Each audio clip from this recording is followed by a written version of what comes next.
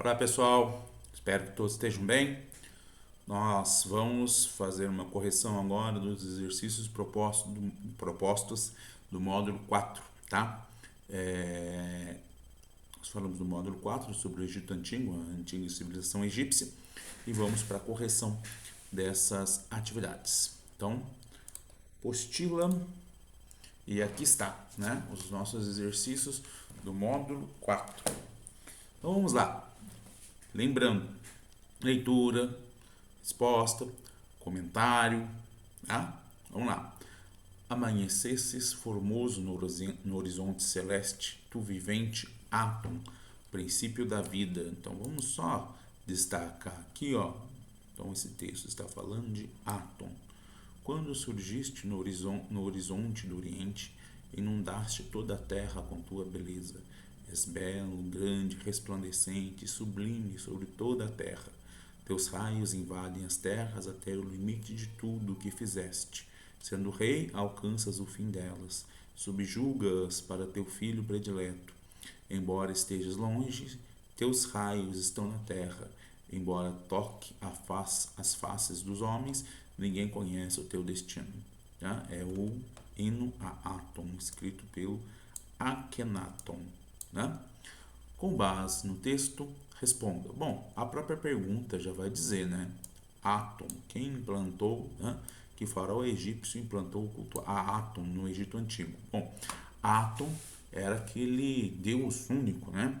Que foi, né, cultuado pelo faraó Amenófis. E aí, esse Amenófis, quando, né, ele implanta essa reforma religiosa monoteísta, ele passa a se chamar Akhenaton, esse próprio que escreveu esse poema, o hino a Aton.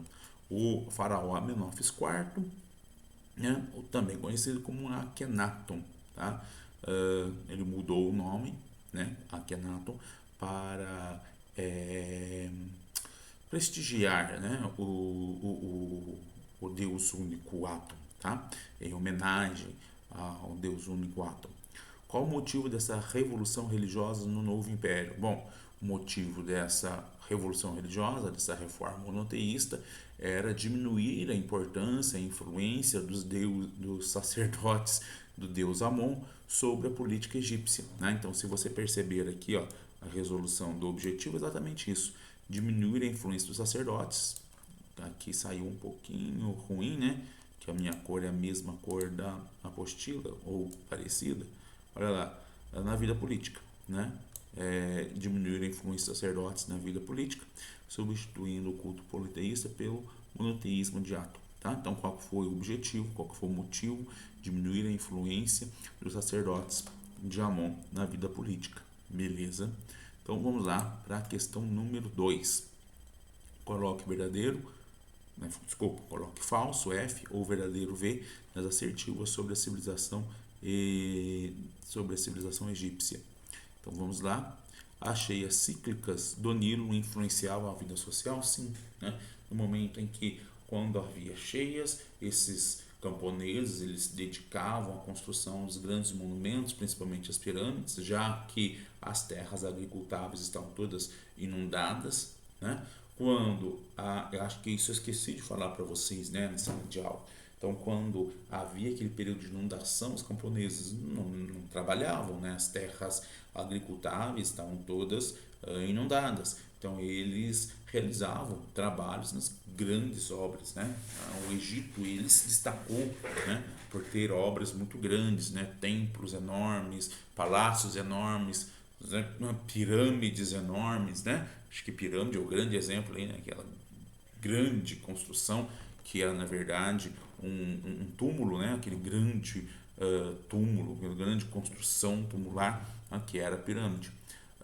Então a gente tem ali essas grandes obras, obras faraônicas. Então até hoje, né, quando você vai fazer uma grande obra, por exemplo, a ponte Rio-Niterói é uma obra faraônica, né?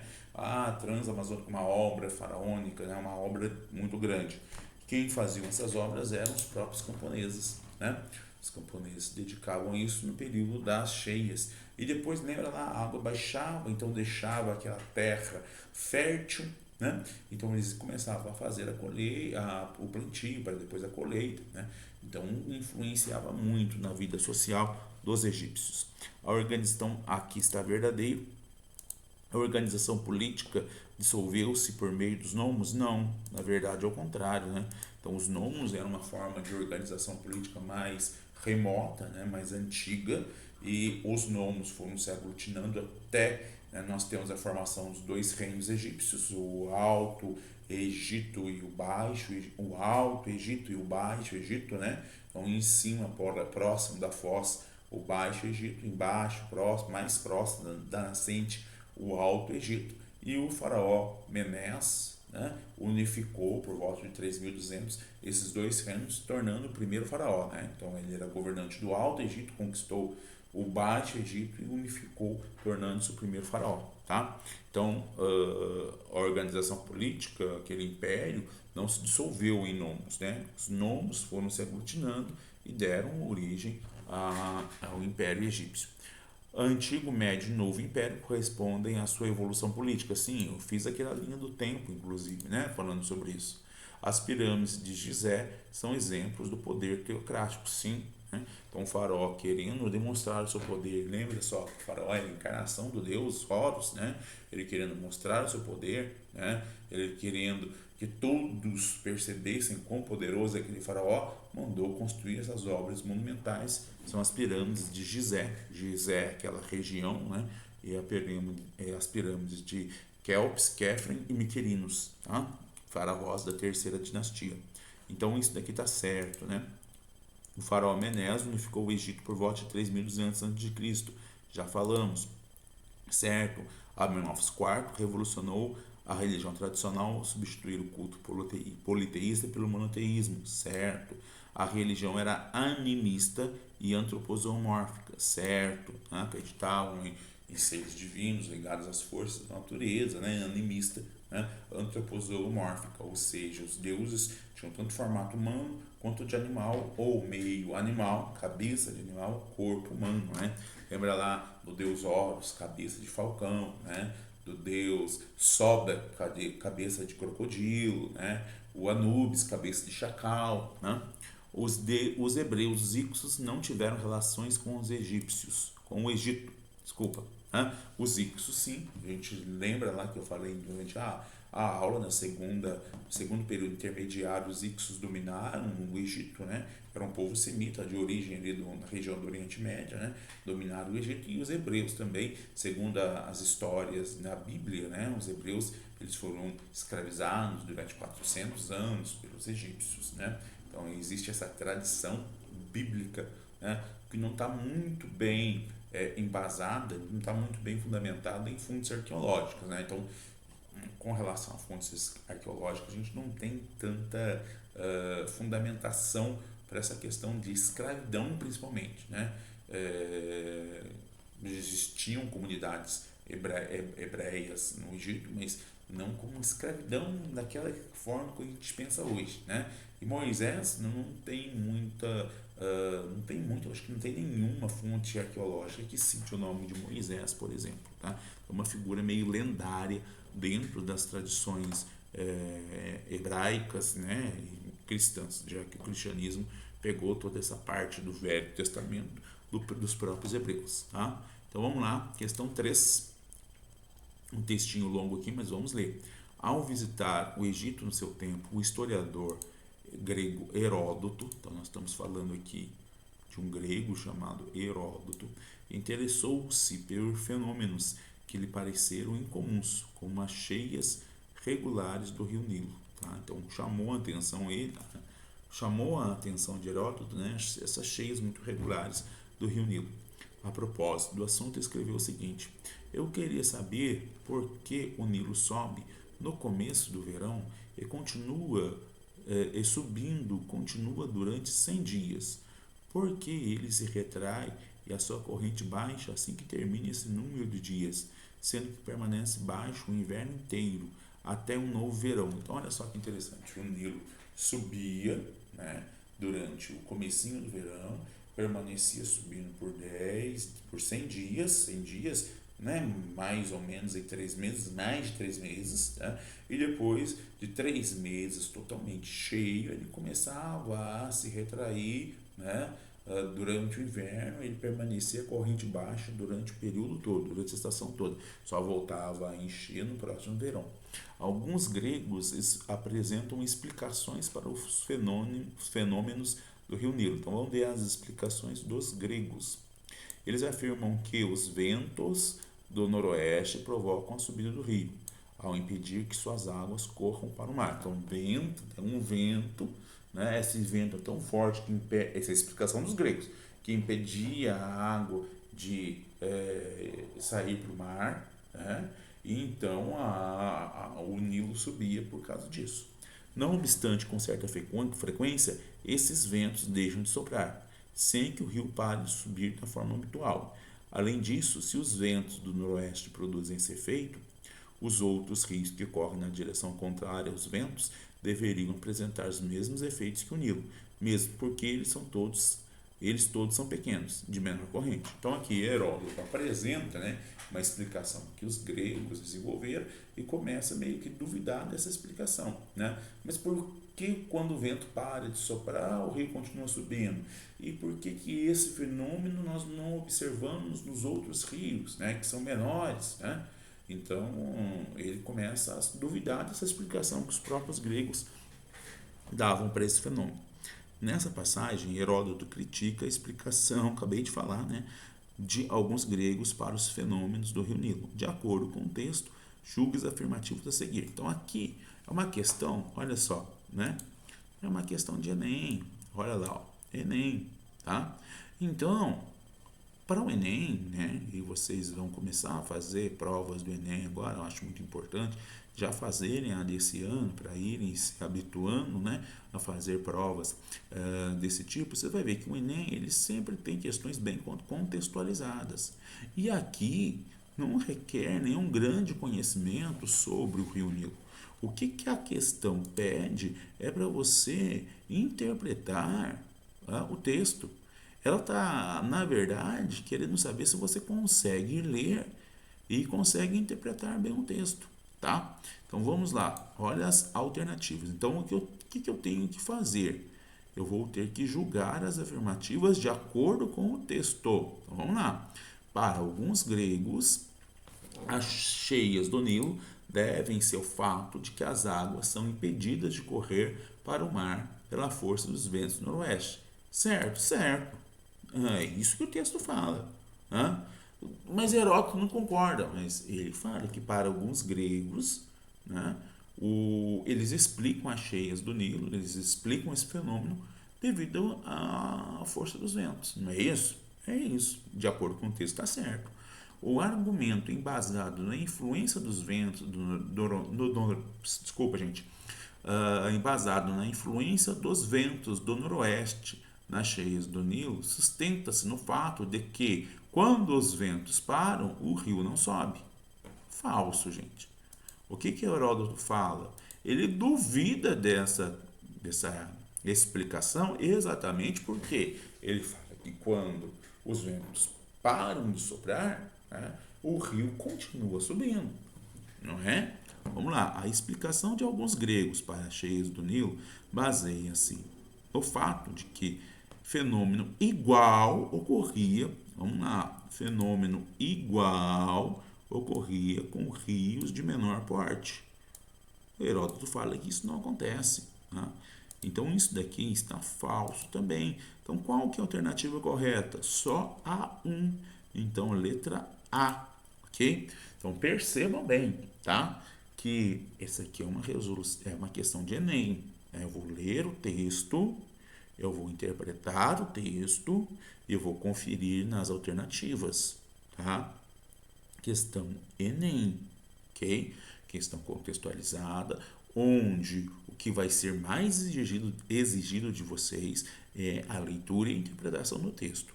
Ah, mas tem que saber um pouquinho de história? Tem, mas o mais importante é a leitura e interpretação do texto, tá?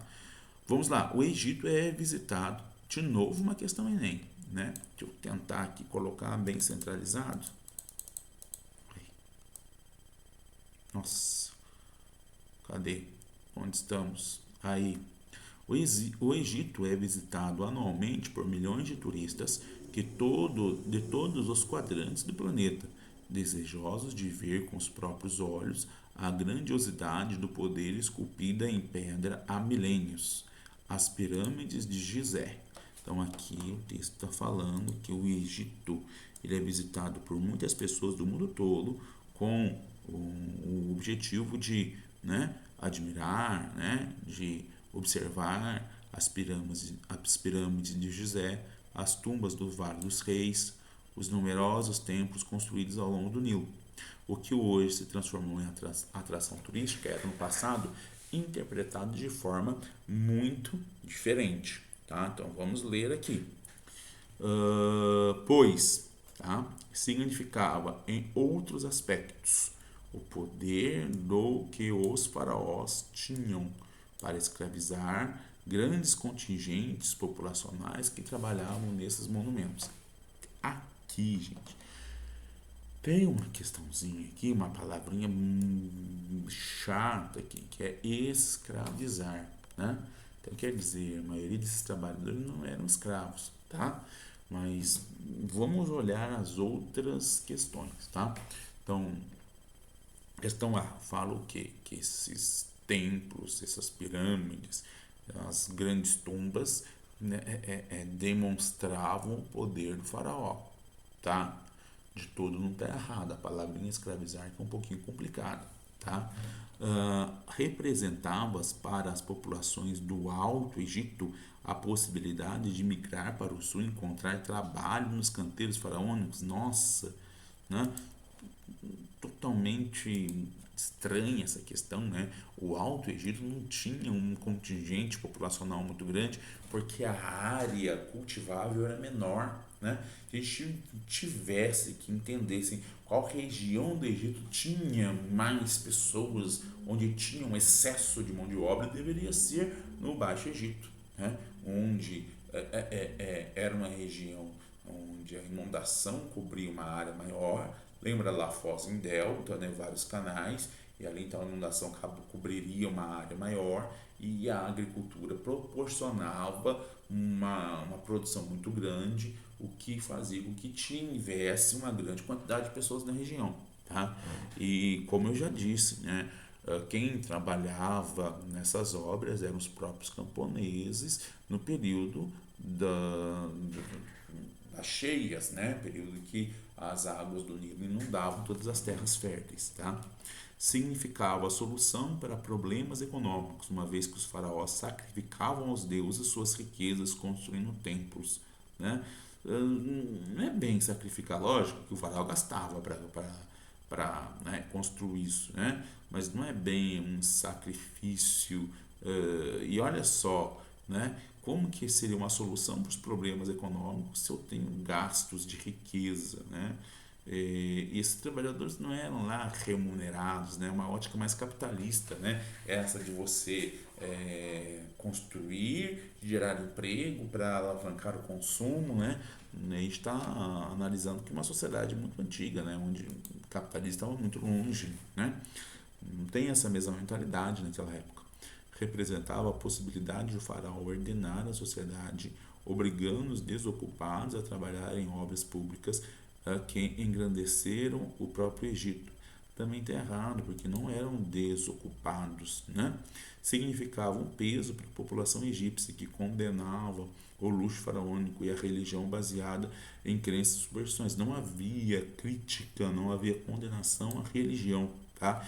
Então, por mais que essa palavrinha escravizada aqui seria um pouco forçada demais, a alternativa A é a correta, né? Então, professor, mas se eu não concordar com isso, você pode fazer uma contestação, né, da prova, né? Mas o que você vai marcar durante a prova? Você vai marcar a alternativa que você considera a correta, né? Vai analisar as demais, a que você achar que se aproxima mais da alternativa correta, você vai marcar. Aí você entra com o recurso posteriormente, né? Olha, essa questão aqui está problemática, você vai fundamentar muito bem o seu recurso e vai apresentar o seu recurso. se, né, a banca que faz a prova considerar que o seu recurso tem razão, vai anular essa questão, né? E aí todas as pessoas vão ganhar o ponto dessa questão. Entenderam? Então, né? Letra A, ok? 5, a 5 está aqui, né?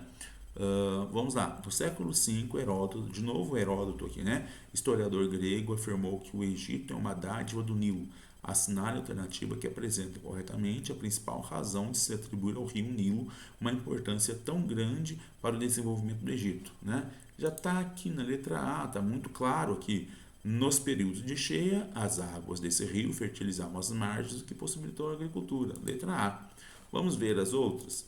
Os faraós construíram barragens para obter eletricidade. Presta atenção, olha aqui, olha o anacronismo. Eletricidade. A eletricidade começa ali no século XIX, né? Então não pode ser de forma alguma eletricidade, tá? Então vamos marcar um X aqui. A navegação pelo grande rio permitiu que os egípcios conquistassem o sul da Europa. Meu Deus, presta atenção, gente. Navegação pelo rio é um rio africano. Ele nasce lá no centro da África e deságua do mar Mediterrâneo. Não tem como ser a C. Tá vendo que aqui eu tenho uma prova da FATEC que eu tenho questões bem mais simples, né? É fácil de você resolver isso daqui. Das margens do rio se retirava o barro, saiu uns ceamentos aqui, né? Com que eram fabricados tijolos utilizados na construção das grandes pirâmides.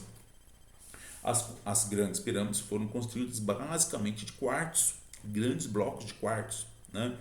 Tijolo, o adobe vai ser muito utilizado lá na Mesopotâmia. No Egito, principal matéria-prima para essas grandes construções era o quartzo, né? Atravessando a África de norte a sul, bom, que chegam no norte a gente sabe, né? O Egito fica no norte da África, ele deságua o Rio Nilo, deságua no mar Mediterrâneo, mas ele nasce lá no sul, né? Aí, se ele nascesse no sul, seria de sul a norte, não de norte a sul, mas ele nasce no centro da África. O Nilo possibilitou a integração cultural e econômica da área entre Saara, tá? O Egito fica na área entre o Saara e o deserto da Namíbia. Não, o deserto da Namíbia, o Nilo não chega nem perto. Então é uma questão muito simples, até mesmo porque as demais são absurdamente erradas. Essa é uma questão que não dá para errar, né? Não pode errar uma questão dessa. E vamos para a última, 6. Esse é um pouquinho mais. Examine essas imagens produzidas no Egito Antigo, no Antigo Egito. Então nós temos aqui, ó, né, uma colheita, né, de cereais, provavelmente trigo. Aqui eu tenho um trabalho, né, de irrigação, né, de uma plantação. Tá vendo aqui, ó, ele tem um poste com um peso aqui, ele tem um balde, né, ele está descendo provavelmente aqui, ó, enchendo de água para irrigar, né, uma área agricultável, e aqui, né, as pessoas utilizando de bois, arando a terra. Essa pessoa já está semeando, o que parece, né, e essa aqui fazendo uma colheita, tá? As imagens revelam o caráter familiar do cultivo agrícola no Oriente Próximo, dada a escassez de mão de obra e a proibição no Antigo Egito do trabalho compulsório. O trabalho compulsório não era proibido, né? Existia escravidão, né? Nós vimos na aula que durante, principalmente, o Reino Novo ou o Novo Império, a escravidão ela aumentou muito porque o Egito transformou-se numa potência expansionista, imperialista, tá? E a gente também já estudou que no Egito nós tínhamos um modo de produção asiático, né? Onde as pessoas trabalhavam nas terras do faraó e pagavam um tributo, tá? Então não havia escassez de mão de obra, não havia proibição do trabalho compulsório e caráter familiar do cultivo, né? É um caráter mais comunitário, mais coletivo, não tão familiar assim, tá? Então, falso. A inexistência de qualquer conhecimento tecnológico que permitisse o aprimoramento da produção de alimentos ou que provocava longas temporadas de fome. Gente, eu tenho um arado aqui puxado por bois, né? Eu tenho aqui, ó, um sistema de irrigação. Como que eu posso falar que não existe conhecimento tecnológico Não existe nenhum conhecimento, inexistência de qualquer conhecimento tecnológico, né? O prevalecimento da agricultura como única atividade econômica. Bom, aqui eu tenho bois, então eu tenho pecuária, agricultura não é a única atividade econômica, né? Dada a impossibilidade de caça ou pesca nas regiões ocupadas pelo Antigo Egito. Bom, se o Egito era cortado pelo rio Nilo, por que que não havia pesca? Por que não havia caça, né? Os animais se aproximavam do rio para beber água, logicamente que havia caça, né? A dificuldade de acesso à água em todo o Egito. Gente, cadê a dificuldade de acesso à água? Tenho aqui, ó, sistema de irrigação, o rio Nilo, né? Cortava o Egito. Cadê a dificuldade do acesso à água? O que limitava a atividade de plantio e inviabilizava a criação de gado de maior porte, que é o gado aqui, ó. Olha que cultivo, né? Presta atenção, né? A gente interpretando, a gente tem que ler com cuidado, interpretar com cuidado. Não é tão difícil se a gente tomar um certo cuidado. A importância das atividades agrícolas no Antigo Egito, que ocupavam os trabalhadores durante aproximadamente metade do ano. E o resto da metade do ano? Inundação, né? As pessoas faziam as obras, trabalhavam nas obras faraônicas, né? Então, letra E. Belezinha? Gente, finalizamos então, né, vamos voltar aqui, finalizamos então essa correção, tá? Temos questões mais extensas, né, contexto mais extenso, a correção ficou um pouquinho mais longa, né, mas acho que conseguimos aí até mesmo fazer uma revisão, né, de pontos importantes ali do nosso conteúdo, beleza? Pessoal, abraços para vocês, bons estudos e qualquer dúvida me procure na aula para a gente poder conversar, beleza? Tchau, tchau, pessoal.